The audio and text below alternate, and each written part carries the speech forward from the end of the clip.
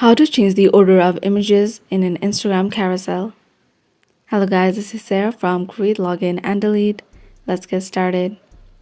First, go ahead and open your Instagram.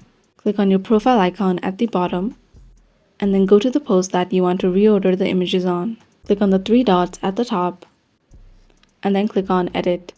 To able to do this, you need to have at least 3 photos. If you do, you'll see a delete icon at the top left side of your post. Select the image that you would like to reorder and then click on the delete button. To be able to delete, you need to keep at least 2 photos. Once you've deleted it, click on the tick mark. Next, click on your profile at the bottom. Click on the 3 bars and then click on Your Activity. Click on Recently Deleted and you'll see the photo that you have just deleted. Go ahead and open the image. You'll see 3 dots at the top right corner of the image and then click on Restore. Now the image will be added at the end of your carousel.